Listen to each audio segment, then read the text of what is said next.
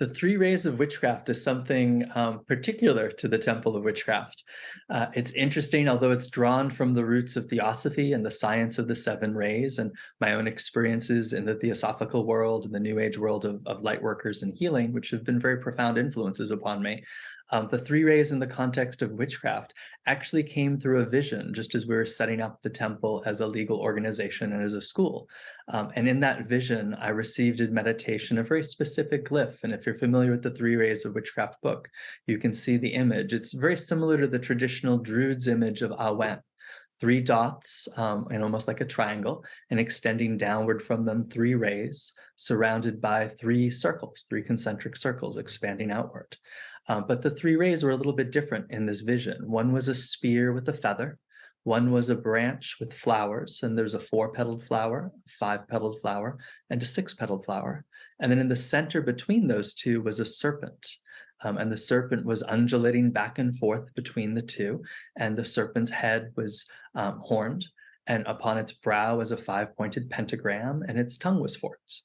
And in that moment, just sort of received a gnosis of how to kind of bring a lot of these teachings into the context of witchcraft and what they meant, and kind of bring some of the folkloric and traditional craft teachings I had into the context of what I've been teaching as part of the Temple of Witchcraft. So it sort of gave the flavor of the temple as a unique tradition, and it really kind of formed a foundation that sets us apart from some other forms of witchcraft that are out there. I often say that the Temple of Witchcraft series of books were the techniques, and they're really what bring us together as a community, and they're open to the public and shared.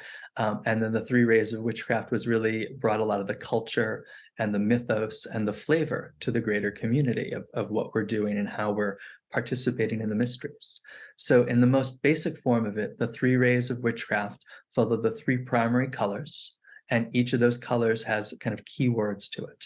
So the first ray is the red ray, and it's the ray of power and will. And it deals with the angels and the archangels and the creatures of will. In the material world, it deals with the manifestation of minerals and metals and crystals and things like that.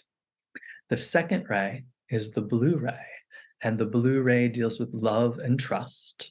It embodies the races of the fairy creatures and the spirits of nature and the devas and the elementals.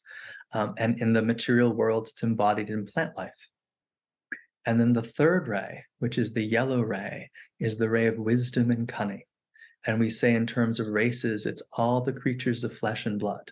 So it's all the animals and the animal spirit allies. It deals with all of our ancestors, and particularly deals with the enlightened ancestors known as the mighty dead. And in the material world, it deals with those of flesh and blood. So it's our living flesh and blood teachers and those in the magical traditions with us, as well as the animals across the world in which we can work with spiritually, and really try to see their wisdom from the way that they live in harmony with the earth. So these three rays of power, of love, and of wisdom become really the foundation stones. But we use the images for the red ray of the sovereign, for the yellow ray, the sorcerer, and for the blue ray, the seer.